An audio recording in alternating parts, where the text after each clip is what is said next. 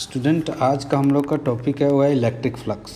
Student electric flux क्या होता है, किसी भी सरफेस से कितना number of field lines pass हो रहा है तो उसको हम लोग उसका फ्लक्स बोलते हैं। जैसे यहाँ पर देखें, इस सरफेस से फील्ड लाइंस ज़्यादा, इलेक्ट्रिक फील्ड लाइंस ज़्यादा पास हो रही थी, इससे फ्लक्स ज़्यादा होगा। इससे फील्ड लाइंस कम पास हो रही थी, इसका फ्लक्स कम होगा। इससे फील्ड लाइंस ज़्यादा पास कम हो रही थी, इसका फ्लक्स और कम होगा। तो यहाँ पर क्या है, ये स्केलर क्वांटिटी है फ्लक्स स्टूडेंट, है ना। इसका मैग्नीट्यूड भी होता है लेकिन डायरेक्शन नहीं होता फ्लक्स का। अब यहाँ पर देखें, the number of electric field lines passing through any surface, कितना फील्ड लाइंस पास हो रही है, मेजर ऑफ, उसको हम लोग बोलते हैं इलेक्ट्रिक फ्लक्स। उससे कितनी फ्लक्स, इलेक्ट्रिक फ्लक्स पास हो रहा है, इलेक्ट्रिक फील्ड लाइंस, उसका फ्लक्स बोलते हैं। तो यहाँ पर देखें, इससे ज़्यादा फ्लक्स सबसे ज़्यादा इससे है, इससे फ्लक्स ज़्यादा है, इससे फ्लक्स सबसे कम है, इस सबसे ज़्यादा इससे, उससे कम, इससे कम। तो यहाँ पर हमने लिख दिया φ1 is greater than φ2 is greater. Flux को हम लोग स्टूडेंट फाई से डिनोट करते हैं, फ्लक्स को फाई से डिनोट करते हैं। अब यहाँ पर देखें स्टूडेंट, अगर यहाँ पर देखें तो ये पॉइंट चार्ज रखा गया है Q। अब इससे क्या होता है स्टूडेंट, फील्ड लाइंस जो होती है रेडियली आउटवर्ड जाती है, सारी फील्ड लाइंस जितनी होगी ये रेडियली आउटवर्ड जाएगी।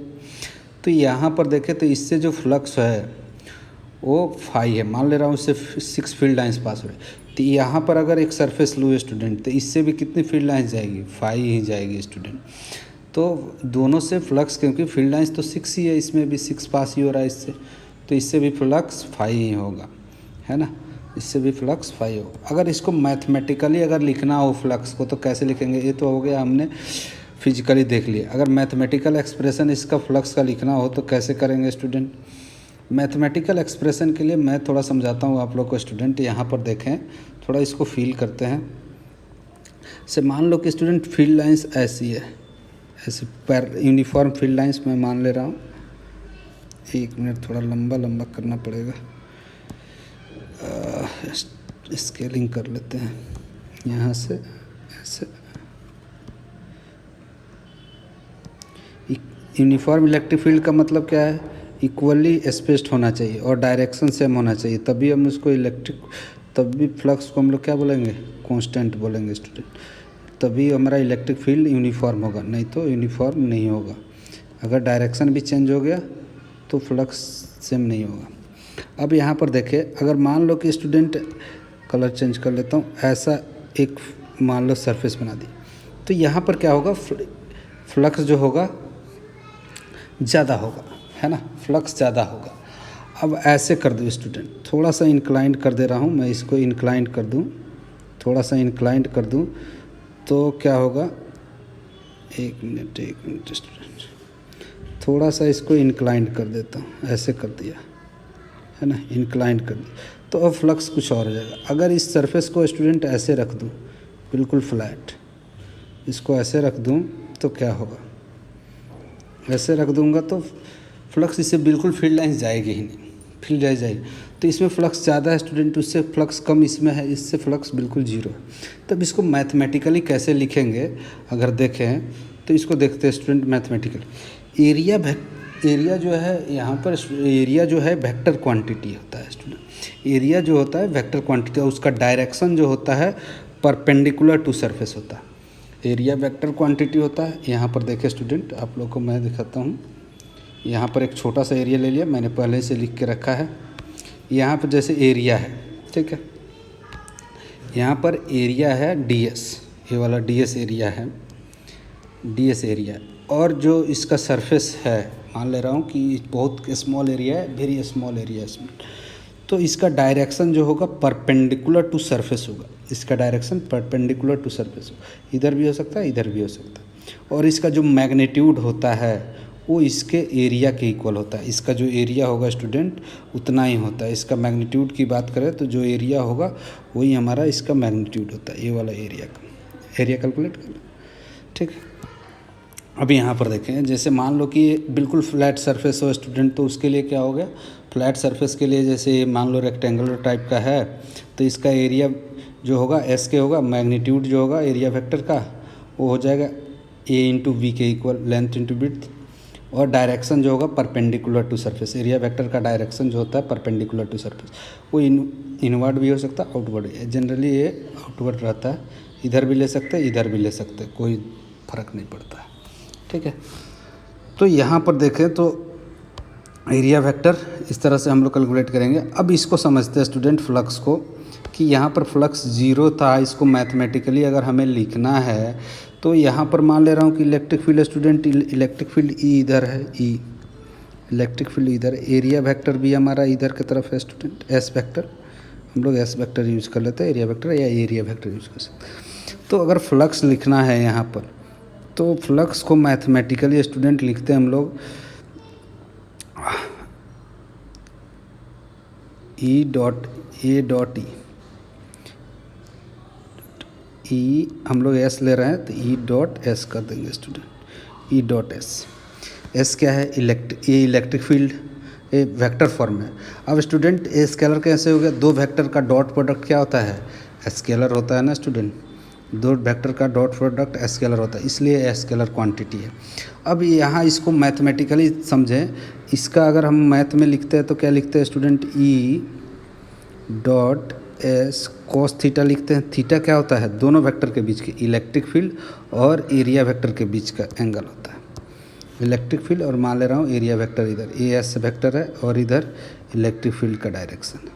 ठीक है, इनके बीच का एंगल थीटा है। तो इस तरह से मैग्नीट्यूड लिखते हैं। तो अगर मैग्नीट्यूड कैलकुलेट करना तो इस तरह से कैलकुलेट। अब यहाँ पर देखें तो एंगल कितना हो जाएगा? यहाँ पर देखें स्टूडेंट, थीटा 0 हो जाएगा। यहाँ पर थीटा 0 डिग्री है, 0 डिग्री है। तो यहाँ पर फ्लक्स का वैल्यू लिखेंगे तो यहाँ फ्लक्स ई डॉट एस हो जाएगा, एरिया एस मान ले रहा हूँ स्टूडेंट, एस कॉस 0 1 होता है।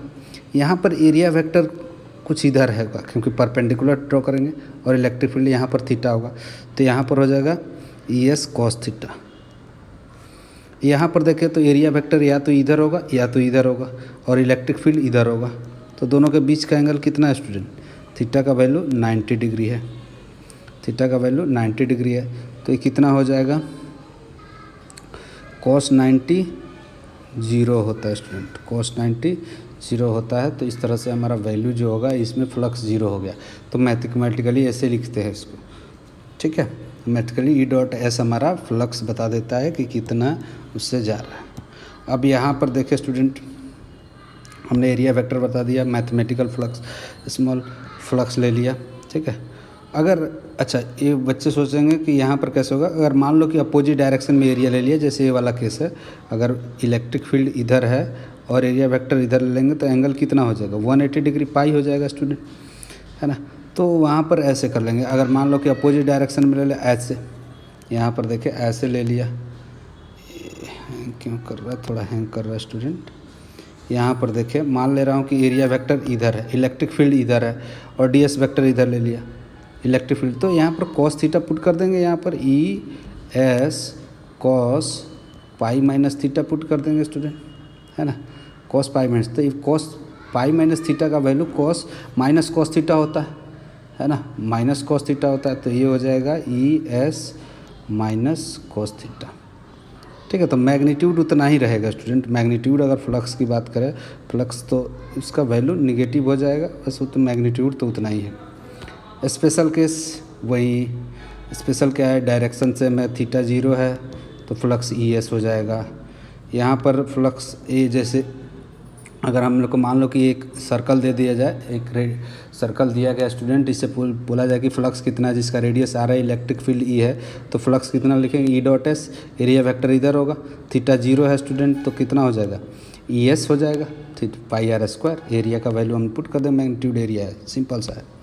यहाँ पर अगर स्टूडेंट देखें तो अगर स्फेरिकल हो स्टूडेंट, ऐसा जैसे हम लोग देखते हैं ना, हम लोग का बाउल जो होता है उस तरह का हो, तो बाउल जो होगा उसमें अगर हमसे फ्लक्स पूछा जाए, तो फ्लक्स पूछा जाए तो उसका प्रोजेक्शन जो होता है वो वाला एरिया लेंगे स्टूडेंट। क्यों, ऐसा क्यों? जब हम मान लो कि इस छोटे से एरिया से फ्लक्स निकालेंगे तो एरिया वेक्टर तो इसके छोटे से एरिया के परपेंडिकुलर होगा, डी एस इधर की तरफ, और इलेक्ट्रिक फील्ड इधर होगा।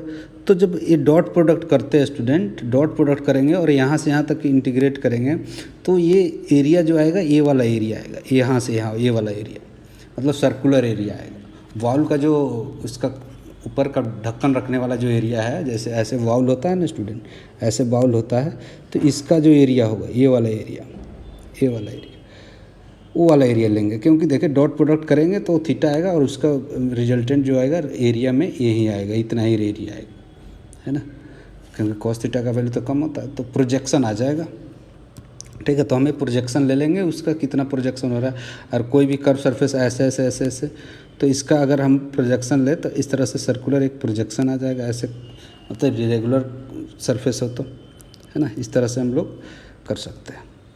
अब कन्वेंशन जो होता है, ये कन्वेंशन जो माना गया है, ऐसे हम लोग सबने मान लिया ऐसा कैसे, for close surface it is a small area vector for any small part of the surface is taken to be normally outward. और क्लोज सरफेस से स्टूडेंट, अगर क्लोज सरफेस है ऐसा, जैसे स्फीयर डिस्टॉर्टेड हो गया है, उसका अगर बॉल को हम लोग दबा देते हैं तो उसका शेप चेंज हो जाता है ना, सिक्रीज कर दिया, उसके बाद जो एरिया स्मॉल एरिया वहाँ ले ले तो परपेंडिकुलर डायरेक्शन, तो इस तरह से स्फीयर हो गया, स्फीयर का एक छोटा सा एरिया ले तो उसका परपेंडिकुलर होगा एरिया, जैसे यहाँ स्फीयर है तो यहाँ पर एक छोटा सा एरिया लेंगे तो एरिया वेक्टर इधर की तरफ, यहाँ पर एरिया लेंगे तो इधर वेक्टर रहेगा डी ए, छोटा सा एरिया डी ए या डी एस ले, जो भी मान लें, डी छोटा सा एरिया, वेरी स्मॉल एरिया होता है, तो उसके लिए छोटे से स्मॉल एरिया के लिए हम लोग फ्लैट सरफेस मान सकते हैं, उसके परपेंडिकुलर ड्रॉ कर लेंगे तो एरिया वेक्टर, और आउटवर्ड होगा स्टूडेंट कन्वेंशनली।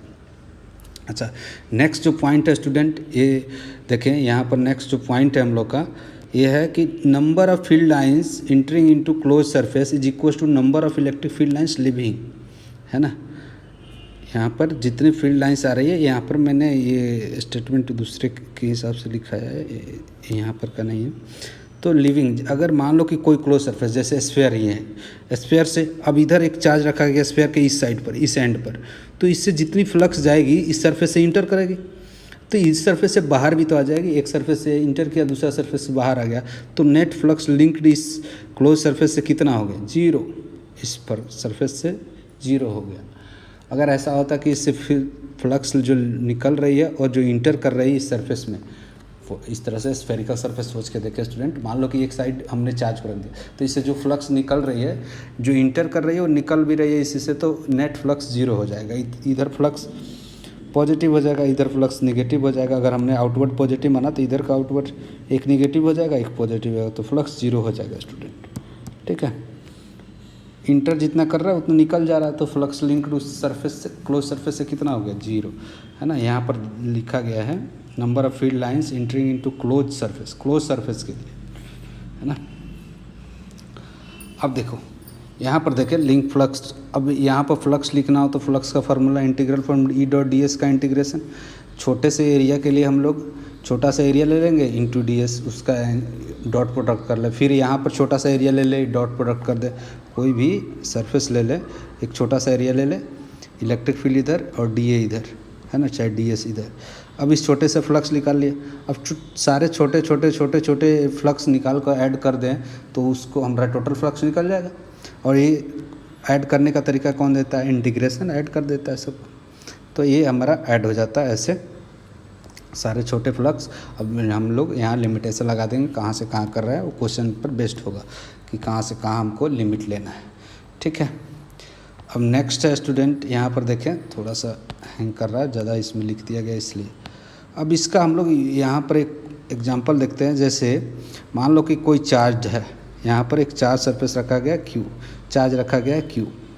अब इलेक्ट्रिक फील्ड आउटवर्ड होगा, यहाँ पर इधर की तरफ इलेक्ट्रिक फील्ड इधर होगा, तो यहाँ पर सरफेस भी इसी, इसका जो परपेंडिकुलर ड्रॉ करेंगे इस पॉइंट पर तो इसी डायरेक्शन में आएगा, तो एंगल कितना होगा, जीरो। यहाँ भी ऐसे ही करेंगे तो जीरो आएगा, यहाँ भी करेंगे तो इलेक्ट्रिक फील्ड और एरियल वेक्टर के बीच में डायरेक्शन एंगल जीरो होगा, तो डॉट प्रोडक्ट करेंगे तो ई डॉट डी एस हो जाएगा, ई डी ए हो जाएगा, ई इंटू एस हो जाएगा, कॉस जीरो। हर एक पॉइंट के लिए ऐसा ही है। तो इलेक्ट्रिक फील्ड इस पॉइंट पर कितना होता है, किसी पॉइंट चार्ज क्यू के वजह से आर डिस्टेंस पर इलेक्ट्रिक फील्ड कितना होता है, के क्यू बाई आर स्क्वायर होता है कि नहीं स्टूडेंट। यहाँ पर देखें तो एक k q by are square electric field हो गया और इंटू डी एस, छोटा सा एरिया। अब इसको इंटीग्रेट कर देंगे, टोटल इंटीग्रेट करेंगे तो क्या होगा, सबके लिए आर तो कांस्टेंट है स्टूडेंट, तो के भी और क्यू भी तो कांस्टेंट है, तो यहाँ पर देखें d phi equals to k q by are square into d s, integrate कर देंगे k q by are square into d s का integration k q by r. अब छोटे छोटे एरिया का पूरा को ऐड करें स्टूडेंट तो टोटल एरिया कितना हो जाएगा, छोटे छोटे डी ए सारे को ऐड कर दे तो एक स्फीयर का सरफेस बन जाएगा। और स्फीयर का सरफेस एरिया कितना होता है 4πr²। और आर से आर कैंसिल हो गया, के कितना बचा KQ/4π। और फाई इतना आ गया स्टूडेंट। के का वैल्यू जानते हैं हम लोग 1/4πε0 होता है, तो यहाँ के का वैल्यू हमने पुट कर दिया, इससे वह फाई का वैल्यू Q/ε0 आ गया। फ्लक्स कितना आ गया है स्फीयर सरफेस से, इस फ्लक्स जो इससे लिंक्ड है उसका भाई Q/ε0 हो गया। ठीक है, नेक्स्ट यहाँ पर देखते हैं स्टूडेंट। नेक्स्ट जो क्वेश्चन है यहाँ पर, एक मिनट, एक सिलिंड्रिकल सरफेस, ऐसा एक चार्ज रॉड दे दिया गया है स्टूडेंट, यूनिफॉर्मली चार्ज रॉड दे दिया गया है, इनफाइनाइट है ना, इनफाइनाइट है। तो इस पर चार्ज डेंसिटी लेमडा है, चार्ज डेंसिटी लेमडा है। और इससे हम जानते हैं कि चार्ज के वजह से इलेक्ट्रिक फील्ड किधर होता है, इधर की तरफ, ऐसे इधर के डायरेक्शन में तो इलेक्ट्रिक फील्ड जीरो होता है, क्योंकि यूनिफॉर्मली होता है, क्योंकि ये सारे कंपोनेंट कैंसिल हो गए रहते हैं। हमने पढ़ा था अभी इलेक्ट्रिक फील्ड कैलकुलेट करना।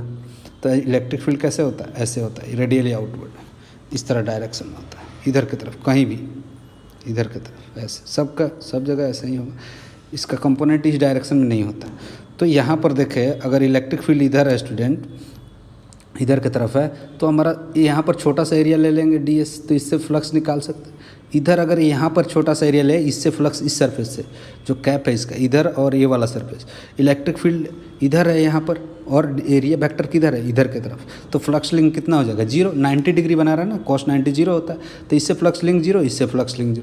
बचा हमारा कर्व सरफेस से स्टूडेंट, कर्व सरफेस निकाले तो यहाँ पर इलेक्ट्रिक फील्ड कितना हो जाएगा, σ/ε0 हमने पढ़ा था, है ना, सॉरी σ/ε तो चार्ज शीट की वजह से होता है। यहाँ K λ/r हो जाएगा, इलेक्ट्रिक 2K λ/r हो जाएगा स्टूडेंट, इलेक्ट्रिक फील्ड फ्लक्स, है ना। यहाँ पर इलेक्ट्रिक फील्ड का वैल्यू होता है 2K λ charge density by r distance, ठीक है, r परपेंडिकुलर। तो फ्लक्स लिखा है तो दोनों सरफेस से फ्लक्स 0 हो गया। अब एक कर्व सरफेस वाला से छोटा सा एरिया ले लेता हूँ, d∅ = E × ds, है ना। अब एरिया वेक्टर रेडियली आउटवर्ड ही होगा इस तरह से। यहाँ पर भी इलेक्ट्रिक फील्ड बाहर की तरफ आ रहा होगा, तो एरिया वेक्टर भी बाहर की तरफ आ रहा है। इधर इलेक्ट्रिक फील्ड इधर है, तो एरिया वेक्टर, तो एंगल कितना है, सब छोटे से एरिया, छोटे छोटे एरिया से भी एंगल 0 बना रहा है इलेक्ट्रिक फील्ड, है ना। तो cos 0 1 हो जाएगा, तो E.ds हो जाएगा, cos 0 1 हो जाएगा सबके लिए। तो इलेक्ट्रिक फील्ड का वैल्यू K λ/r पुट कर दिया इंटू ds, इंटीग्रेट कर देंगे। K λ और r कॉन्स्टेंट है सब चार्ज के लिए, क्योंकि सबसे डिस्टेंस इक्वल है। K λ/r इंटू ds का integration 2K λ/r into area, मान लेता हूँ इसका हाइट h है स्टूडेंट, h है तो 2πrh हो जाएगा, ये इतना आ गया। अब फाई का वैल्यू, K का वैल्यू 1/4π, तो λh/ε0, फ्लक्स कितना हो गया λh/ε0। मतलब इसके अंदर जो चार्ज है, ये वाला चार्ज है ना, डिवाइडेड बाई ε0, चार्ज कितना है λ into length h divide by ε0। उसमें भी ऐसा ही होता, पिछले क्वेश्चन में भी Q/ε0 आया था, तो उस सरफेस के अंदर जो चार्ज था डिवाइड बाई ε0 आया था, ठीक है। अब यहाँ पर देखें, अब गॉस लॉ पढ़ लेते हैं स्टूडेंट। तो गॉस लॉ में क्या है, आप देखें, गॉस लॉ क्या बोलता है, गॉस लॉ जो होता है, flux through any close surface is equal to 1/ε times the total charge enclosed by close surface. मतलब जो अगर कोई क्लोज सरफेस है, अगर उसके अंदर कोई चार्ज है Q, तो उसका 1/ε टाइम्स Q/ε टाइम्स उससे फ्लक्स होगा। उस सरफेस से कितना फ्लक्स लिंक है क्लोज सरफेस से, वो Q/ε टाइम्स आएगा। ऐसे यहाँ पर आप देख भी सकते हैं, हम लोग जो भी दोनों फार्मूला यहाँ पर इंटीग्रेट करके निकाले थे, ये मैथमेटिकली हमने निकाला था, है ना। फ्लक्स हम मैथमेटिकली निकाले थे, कैसे निकाले थे स्टूडेंट, इंटीग्रेट करके तो फ्लक्स निकाले तो कितना आया था Q/ε, है ना। यहाँ पर Q/ε, अच्छा यहाँ पर ये माना है कि एरिया वेक्टर डाउनवर्ड मान लेते हैं तब भी फ्लक्स आएगा, लेकिन बस मैग्नीट्यूड सेम रहेगा, डायरेक्शन अपोजिट रहेगा, निगेटिव साइन रहेगा और कुछ नहीं। Q/ε आया था, चार्ज इनक्लोज इसके अंदर डिवाइड बाई ε टाइम्स। इसमें भी देखें, चार्ज इनक्लोज क्लोज सरफेस के अंदर डिवाइड बाई ε टाइम्स। तो फ्लक्स ये जो है, गॉस ने इसी को लॉ बना दिया था अपना, गॉस ने इसको लॉ दिया। देखे तो एक तरह से कूलम्स लॉ और एक सेम ही है, बस कहने का तरीका अलग है ना, इक्विवेलेंट ही है। अब देखें, फ्लक्स गॉस लॉ जो होता है, flux through a close surface is equal to 1/ε times. ये लॉ पहले आ गया था स्टूडेंट, गॉस लॉ जो पहले आ गया था, ये कूलम्स लॉ से पहले ही उसने गॉस लॉ दे दिया था, ठीक है। तो इन्होंने पहले ही बता दिया था कि जो किसी सरफेस से अगर फ्लक्स बताना है तो उससे 1/ε टाइम्स होता है। बाद में उसका मैथमेटिकल एक्सप्रेशन आ गया जिससे हम लोगों ने कैलकुलेट किया कूलम्स लॉ से। अब देखें यहाँ पर जैसे हमें इस क्लोज सरफेस से फ्लक्स निकाला है तो हम क्या करेंगे, यहाँ का इलेक्ट्रिक फील्ड निकाल लेंगे और इंटू डी एस कर लेंगे। फिर यहाँ पर इलेक्ट्रिक फील्ड कितना होगा, इंटू डी एस कर लेंगे। अब सबको ऐड कर देंगे तो क्या हो जाएगा, हमारा टोटल फ्लक्स निकल जाएगा। स्टूडेंट इंटीग्रेशन से करेंगे तो फ्लक्स निकल जाएगा।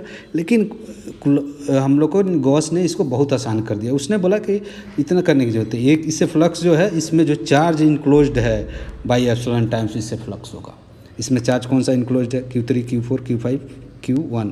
तो इस तरह से हम लोग फ्लक्स निकाल लेंगे। तो phi equals to according to Gauss Q1 plus Q3 plus Q4 plus Q5 charge जो इंक्लोज्ड है डिवाइडेड बाई एप्सिलॉन टाइम्स। ठीक है, एप्सिलॉन हो गया। इस तरह से उसने बता दिया कि फ्लक्स इस तरह से हम लोग कैलकुलेट कर लेंगे।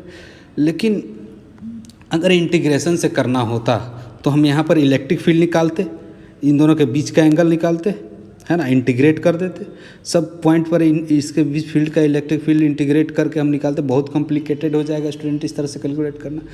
तो इस तरह से D phi E dot D S करते, क्या करते, ई डॉट डी एस करते। तो D phi equal to E dot D S. अब यहाँ पर जो ये फार्मूला लगाते हैं स्टूडेंट, तो यहाँ पर इलेक्ट्रिक फील्ड जो होता है, यहाँ पर इलेक्ट्रिक फील्ड जो होता है, ये जो आउटसाइड वाले जो चार्ज है इसके वजह से और इसके दोनों के वजह से, अंदर वाले चार्ज और बाहर वाले सारे चार्ज के वजह से जो इलेक्ट्रिक फील्ड होगा वो वाला इलेक्ट्रिक फील्ड लेंगे यहाँ पर, समझ रहे हो। वहाँ पर इलेक्ट्रिक फील्ड, यहाँ पर ये लेंगे सारे का वजह से इलेक्ट्रिक फील्ड, है ना, और एरिया इंटू डी एस। तब जो फ्लक्स निकलेगा तो जो चार्ज इसके थ्रू इनक्लोज्ड रहेगा वही उसके ही इक्वल वन उसके टाइम्स एप्सिलॉन टाइम्स होगा, 1 बाई एप्सिलॉन टाइम्स। तो Q1 प्लस Q2 ये इंटीग्रेट करके करेंगे तो इतना ही आएगा। अब सोचो सारे के वजह से इलेक्ट्रिक फील्ड निकालना है स्टूडेंट, और उसको इंटीग्रेट करना कितना डिफ़िकल्ट होगा, है ना। तो डिफ़िकल्ट कर होगा और इंटीग्रेशन निकालना, इंटीग्रेट करके और ये लॉ से दोनों का यूज करके हम लोग निकालते, दोनों सेम ही आंसर आएगा।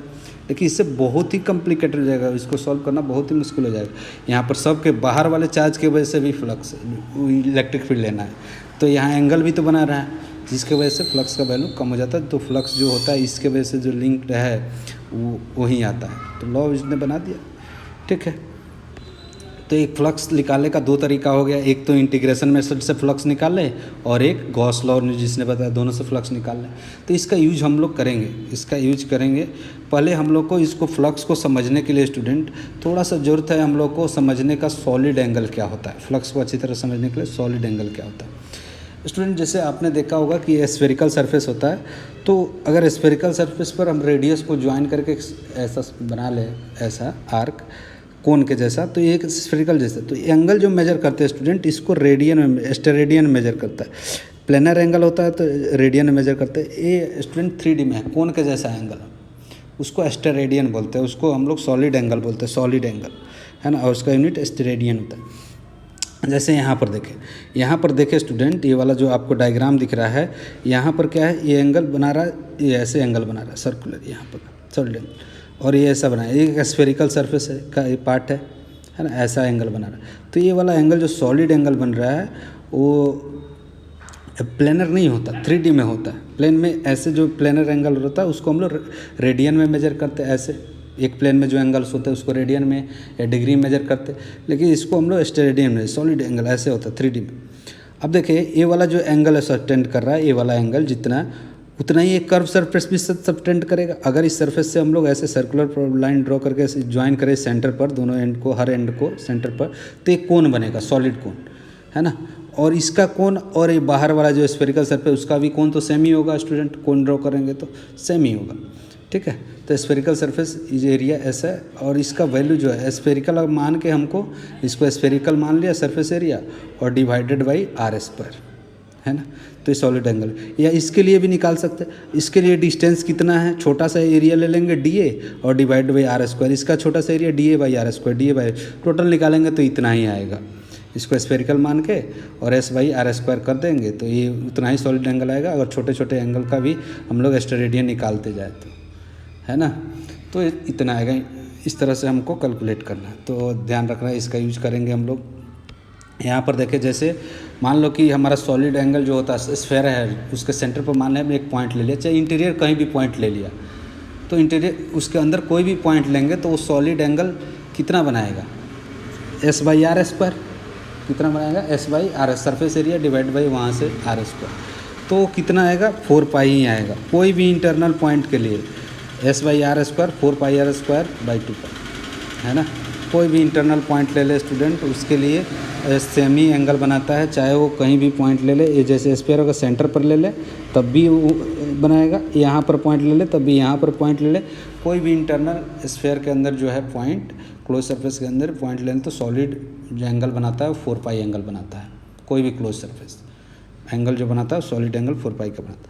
अब जैसे यहाँ पर देखिए ये वाला जो एंगल है स्टूडेंट, ये वाला एंगल इक्वल ही है सॉलिड एंगल। देखे तो जैसे हम लोग यहाँ पर ऐसे एंगल मेजर करते थे ना, ऐसे एंगल मेजर करते थे प्लेनर एंगल, ये वाला एंगल और ये वाला एंगल तो सेम ही है, वैसा ही है एक से सॉलिड एंगल। ये वाला जो है अगर यहाँ पर एक स्फीयर बनाए, ऐसे स्फीयर बनाए और यहाँ पर स्फीयर बनाए तो इसका एरिया डिवाइड बाई यहाँ से आर स्क्वायर, तो वो जो ये जो स्टेरेडियन का वैल्यू आएगा, यहाँ पर भी ऐसे एरिया बना दे स्फीयर का एरिया डिवाइड बाई ये डिस्टेंस, तो एरिया भी बढ़ गया तो डिस्टेंस भी बढ़ गया, तो एंगल जो आएगा वो सेम आएगा, एस बाई आर स्क्वायर इसका डिफरेंस ऐसे निकलता है। ठीक है, अब इस पर हम लोग क्वेश्चन करेंगे स्टूडेंट, इसका यूज आने वाला था इसलिए मैंने उसको बता दिया। अब फ्लक्स जो हमने पढ़ा कूलम्स लॉ, उससे रिलेटेड कुछ पॉइंट हमको याद रखना होगा और सॉलिड एंगल्स के एंगल से थोड़ा सा उसका नोट देख ले आप लोग। Any enclose surface substance solid angle 4 pi any of its interior point at any point enclosed by it, मतलब कोई भी क्लोज सरफेस है तो इनक्लोज सरफेस के अंदर कोई भी इंटीरियर पॉइंट ले ले तो वो वहाँ से अगर सॉलिड एंगल ड्रॉ करेंगे सारे सरफेस के लिए तो वो 4 पाई ही आएगा स्टूडेंट, चाहे वो कोई भी पॉइंट लो, सेंटर रहे या सेंटर रहे नहीं रहे, कहीं भी सेम ही आएगा। Electric lines of force originating from positive isolated charge and distributed in solid angle of 4 पाई, कोई भी पॉजिटिव चार्ज से अगर इलेक्ट्रिक फील्ड लाइन्स निकल रही है तो वो 4 पाई में डिस्ट्रीब्यूट होगा, सॉलिड एंगल 4 पाई में, समझ रहे, 4 पाई एंगल में distribute. Also electric field lines terminating at negative isolated charge are distributed in the solid angle of 4 pi. वो क्या होता है, सॉलिड एंगल 4 पाई में वो डिस्ट्रीब्यूट हो जाता है। 4 pi also electric field lines terminated at negative isolated charge distributed in solid angle of 4 pi. 4 pi angle में टर्मिनेट भी होता है और ओरिजिनेट भी। पॉजिटिव चार्ज है तो ओरिजिनेट हो रहा है तो सॉलिड एंगल कितना क्रिएट करेगा, 4 पाई। उसका इलेक्ट्रिक फ्लक्स का अगर सॉलिड एंगल निकालें तो 4 पाई आएगा। उसी तरह से टर्मिनेट हो रहा है किसी निगेटिव चार्ज पर, पॉइंट चार्ज पर, तो उससे जो हमारा ये बनेगा सॉलिड एंगल बनेगा वो भी 4 पाई ही होगा, क्योंकि स्फेरिकल ही तो इंटर करता है, ऐसे हर डायरेक्शन से इंटर करता है स्टूडेंट, ऐसा थोड़ी कि एक प्लेन में करता है वो सॉलिड की तरफ ऐसे हर डायरेक्शन में करता है। अब देखो उसको देखेंगे तो 3D में तो आपको नजर आएगा। उसके बाद पहले नेक्स्ट पॉइंट देख लें। Electric field lines originate from positive charge and terminate at negative charge. Electric field lines originate from positive charge and terminate at negative. आप पहले से जानते हैं पॉजिटिव चार्ज से इलेक्ट्रिक फ्लक्स निकलता है, फील्ड लाइन्स निकलती है और नेगेटिव पर टर्मिनेट होती है। Number of electric field lines being originated और terminated from at positive negative charge is proportional to modulus of the charge. मतलब किसी भी फील्ड लाइन से कितनी फील्ड लाइन्स निकल रही है वो प्रोपोर्शनल होता है चार्ज। मान लो कोई चार्ज क्यू है तो इससे कितनी फील्ड लाइन्स निकलेगी वो चार्ज पर डिपेंड करता है। और टर्मिनेट जो हो रहा है वो भी चार्ज पर डिपेंड करेगा, है कि नहीं। कोई निगेटिव चार्ज पर टर्मिनेट हो रहा है तो उसके चार्ज के proportional he number of field lines उस पर टर्मिनेट होगी, है ना। उसको और आगे एग्जांपल से समझते हैं। जैसे यहाँ पर देखें स्टूडेंट, एक एग्जांपल ले रहा हूँ, 1 मिनट स्टूडेंट, थोड़ा सा यहाँ पर देखें तो यहाँ पर 100 electric field lines originating from 4 coulomb charge. मान लो ये 4 कूलम चार्ज है और तो उससे कितना टर्मिनेट होगा, -3 कूलम चार्ज पर 75 प्रोपोर्शनल होता है स्टूडेंट। अगर पॉजिटिव चार्ज से हमने मान लिया कि 4 कूलम चार्ज से 100 इलेक्ट्रिक लाइन्स फील्ड निकले तो 3 कूलम चार्ज पर 1 कूलम चार्ज पर कितने ओरिजिनेट हो रहा है, 25। तो 3 कूलम पर कितना टर्मिनेट होगा, उसके प्रोपोर्शनल होगा चार्ज के। 1 कूलम चार्ज पर 25 इलेक्ट्रिक फील्ड लाइन्स, तो -3 कूलम पर -27 हो जाएगा। 25 × 3 27, ठीक है, 75 हो जाएगा। ठीक है स्टूडेंट। यहाँ पर देखिए, अब यहाँ पर एक क्वेश्चन कर लेते हैं और इससे एग्जांपल से और आपका कंसेप्ट क्लियर हो जाएगा। यहाँ मान लीजिए Q1 चार्ज है, Q2 चार्ज है। अब यहाँ पर देखिए इससे फील्ड लाइंस कितनी निकल रही है स्टूडेंट, 3 + 5 8 निकल रही है। इससे कितनी टर्मिनेट हो रही है, 7। तो इसका मतलब है इसका चार्ज का जो रेशियो होगा वो किस रेशियो में होगा, 8:7। Q1/Q2 निकाले तो इससे कितनी फील्ड लाइंस निकल रही थी, 8, और इससे कितनी, 7। तो Q1/Q2 निकाले तो 8/7 होगा स्टूडेंट इसका रेशियो, चार्ज का रेशियो, क्योंकि प्रोपोर्शनल होता है ना। तो यहाँ पर ये देख सकते हैं कि Q1/Q2 = 8/7 होगा। अब देखिए, हाँ, अगर मान लो कि तो इसका मतलब क्या है, अगर इससे 24 इलेक्ट्रिक फील्ड लाइंस निकलेगी, इसको 3 से मल्टीप्लाई कर दो, इसको 3 से 24 निकलेगी, तो इससे टर्मिनेट कितनी होगी, 23, उस पर टर्मिनेट होगी 23, ठीक है, 21, 3 से मल्टीप्लाई कर देंगे 723। अब जैसे देखो, अब हम वो कूलम्ब्स गॉस लॉ का कुछ एग्जांपल करते हैं स्टूडेंट। यहाँ पर देखिए, point charge Q is placed at the centre of charge Q, flux through cube of 6 faces. अब यहाँ पर देखिए सेंटर पर रखा गया, तो सब 6 फेस होता है क्यूब में स्टूडेंट, तो फ्लक्स लिंक, तो इस फ्लक्स से सेंटर पर है, इसलिए सबके लिए इक्वल होगा। अगर दूसरी जगह होता तो हम नहीं कैलकुलेट कर पाते। तो कितना हो जाएगा, Q/ε टाइम्स हो जाएगा, है ना। कूलम्ब्स ने क्या बोला कि किसी भी सरफेस से फ्लक्स जो होगा वो Q/ε टाइम्स होता है 6 फेस से, और सब फेस में इक्वल फ्लक्स लिंक्ड है, तो 6 से डिवाइड कर देंगे तो सिमेट्रिक से, फ्रॉम सिमेट्रिक से हम Q/6ε कर सकते हैं। सिमेट्रिक है इसलिए हम लोग ऐसा कर पा रहे हैं। अब आप लोग के लिए एक क्वेश्चन है स्टूडेंट, आप लोग को कमेंट बॉक्स में इसका आंसर देंगे। एक क्यूब है, इसके कॉर्नर पर एक चार्ज को रखा गया, इसके कॉर्नर पर एक चार्ज को रखा गया है, ठीक है। अब बताना है कि फ्लक्स जो है ABCD, AC यहाँ पर है, ABCD, इस फ्लक्स से कितना फ्लक्स लिंक होगा इस एरिया से, आपको आंसर बॉक्स में टाइप करके बताना है, ठीक है। अब देखिए स्टूडेंट, अब हमें एक वैल्यू पता होना चाहिए, एक चीज़ पता होना चाहिए कि एंगल जो होगा, अगर मान लीजिए प्लेनर एंगल तो हमें नोन रहता है, जैसे यहाँ पर सॉलिड एंगल बना रहा है, ऐसे सॉलिड एंगल बना रहा है, तो इसका प्लेन में अगर प्रोजेक्शन ड्रॉ करें, प्रोजेक्शन दो तो प्लेनर एंगल बनेगा। ऐसा प्रोजेक्शन में अगर एक प्लेन में देखे तो, है ना, टॉप व्यू से देखे तो एक प्रोजेक्शन बनेगा, है ना। ये तो मान ले रहा हूँ कि थीटा एंगल बना रहा है, ये वाला थीटा, ये वाला पार्ट जो है थीटा, ये वाला पार्ट आधा पार्ट, तो ये वाला जो है सॉलिड एंगल जो होगा वो 2π1 - cos थीटा, ये वाला एक एंगल इधर का, ये वाला यहाँ से, ये जो प्लेन एंगल बन रहा है इसको थीटा एंगल, प्लेन एंगल, एक प्लेन मान लीजिए। तो सॉलिड एंगल जो होगा वो हो जाएगा 2π × 1 - cos थीटा। इसका डेरिवेशन मैं नहीं करा रहा हूँ, ठीक है, डेरिवेशन हमारे सिलेबस में भी है भी नहीं, ये तो वैसे ही बहुत क्वेश्चन इस पर बेस्ड होते हैं। अब देखें, इस पर बेस्ड एक क्वेश्चन करते हैं। जैसे मान ले रहा हूँ कि यहाँ से स्टूडेंट एक फ्लक्स थीटा एंगल बना रहा है, तो फ्लक्स थ्रू सरफेस पूछ दिया जाए। यहाँ पर चार्ज क्यों है और थीटा एंगल बना रहा है, प्लेनर एंगल, सॉलिड एंगल हम नहीं पता है, तो प्लेनर एंगल दिया है, थीटा दिया है ना। तो पूछा जाए कि इस सरफेस से फ्लक्स कितना निकल रहा है, तो हम जानते हैं कि 4π अगर एंगल बना, 4π स्टेरेडियन एंगल बनाता तो उससे Q/ε पास होता। लेकिन ये कितना एंगल बना रहा है स्टेरेडियन में, ये वाला कितना सॉलिड एंगल बना रहा है, तो हम निकाल सकते थे। 4π में हमें पता है, तो इसमें कितना इस सॉलिड एंगल बना रहा है, तो सिमेट्री से हम लोग निकाल सकते थे कि कितना होगा 4π से। तो हमें देखे तो 4π स्टेरेडियन में Q/ε था, तो 1 स्टेरेडियन में कितना हो, 4π Q/ε। तो मान ले रहा हूँ ये सॉलिड एंगल बना रहा है, ये वाला एक्स सॉलिड एंगल, तो ये क्या हो जाएगा 1/4 Q/ε इंटू सॉलिड एंगल, जो हमारा ये वाला सॉलिड एंगल है ना। तो उसको सॉलिड एंगल को हम कन्वर्ट कैसे करेंगे, सॉलिड एंगल को अगर लिखे तो Q हो जाए 2π × 1 - cos थीटा, तो 2π × 1 - cos थीटा डिवाइड बाई 4π करेंगे तो 4π से 2π कैंसिल हो जाएगा, 1/2 बचेगा यहाँ पर, और Q/ε बचेगा into 1 - cos theta.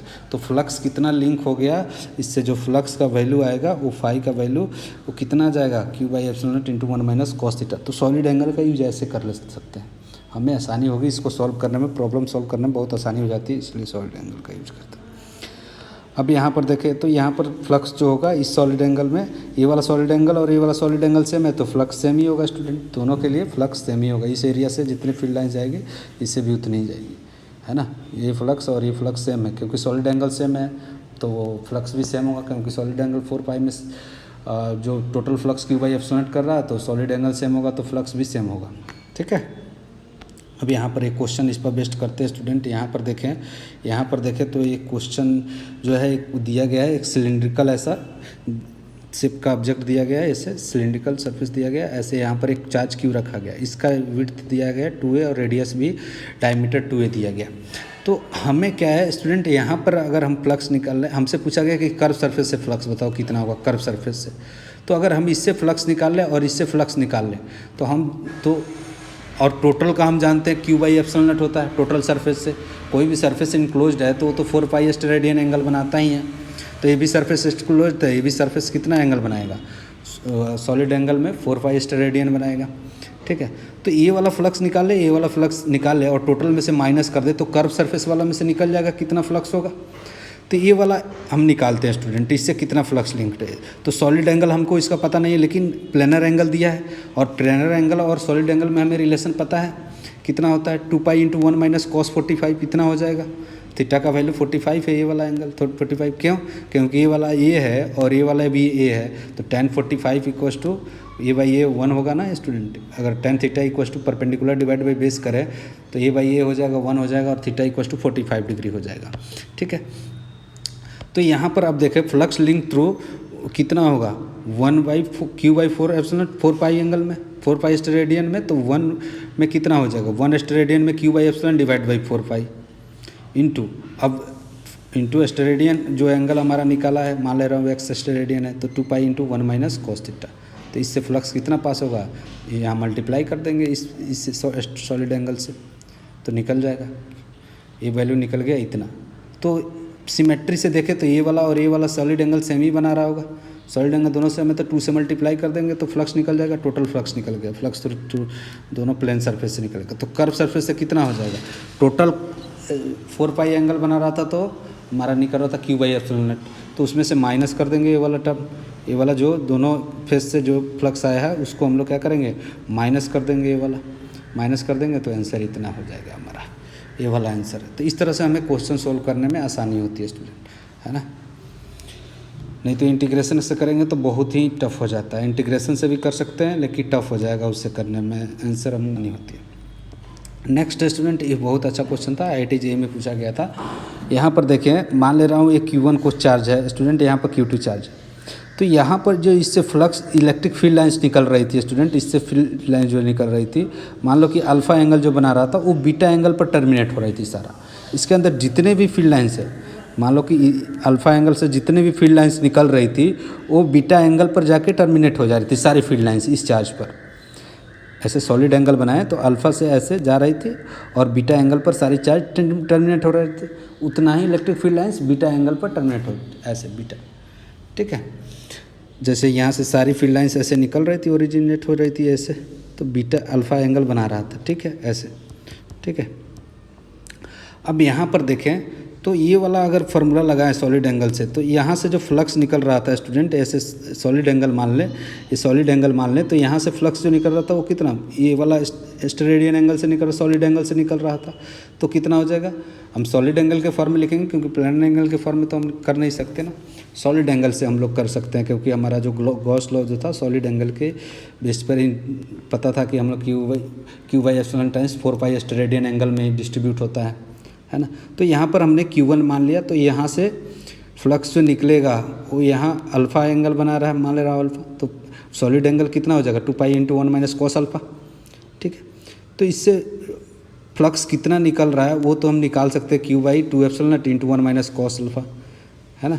Q/2 epsilon not divided by 4 pi into 2 pi into 1 minus cos alpha, तो ये वाला वैल्यू निकल गई, इससे कितना फ्लक्स निकला। ठीक है, अब ये बीटा एंगल पर इंटर किया, ये वाला कितना एंगल पर इंटर किया, बीटा एंगल पर इंटर किया, बीटा एंगल पर इंटर किया और सेम फ्लक्स है बीटा एंगल पर फ्लक्स, ये वाला जितनी भी ओरिजिनेट हो रही थी फील्ड लाइंस वो बीटा एंगल पर टर्मिनेट हो रही थी सारी। तो ये कितना हो जाएगा, बीटा एंगल पर टर्मिनेट हो रहा है तो इसमें फ्लक्स जो घुसा, फ्लक्स जो इंटर किया वो कितना होगा student, Q/2 epsilon not into 1 minus cos beta. Solid angle से निकाले तो इसका solid angle 2 pi into 1 minus cos beta हो जाएगा, ऐसे निकल जाएगा। ठीक है, तो अब ये दोनों फ्लक्स क्या हो, जितनी फील्ड लाइंस इससे निकली वो बीटा एंगल पर टर्मिनेट रही थी, तो दोनों फ्लक्स क्या होगा, इक्वल होगा स्टूडेंट। दोनों फ्लक्स को हम लोग इक्वल कर देंगे, तो दोनों फ्लक्स निकल गया हमारा Q/2 epsilon not into 1 minus cos alpha, है ना। ये भी दोनों को इक्वेट कर दिया और सॉल्व कर लेंगे स्टूडेंट। ये और चार्ज कौन कितना था, ये Q2 था, Q2 था चार्ज स्टूडेंट। तो Q टर्मिनेट होने वाला चार्ज जो था Q2 था, तो Q2/एप्सिलॉन नॉट एंगल बना था तो 2 इंटू 1 माइनस कॉस अल्फा में कितना टर्मिनेट होगा, तो एक यूनिटरी रूल लगा लेंगे। तो Q/2 epsilon not 1 minus cos alpha है, Q2/2 epsilon not into 1 minus cos beta, दोनों को सॉल्व कर लेंगे। यहाँ साइन बीटा का वैल्यू इतना आ जाएगा स्टूडेंट, है ना। तो इस तरह से हमें सॉलिड एंगल का यूज करना था। एक क्वेश्चन अच्छा था, है ना, बहुत ही अच्छा क्वेश्चन था। नेक्स्ट जो है स्टूडेंट हम लोग का एप्लीकेशन ऑफ गॉस लॉ, यहाँ तक आज तक रहने देते हैं। नेक्स्ट क्लास में हम लोग student application of Gauss law पढ़ेंगे, है ना।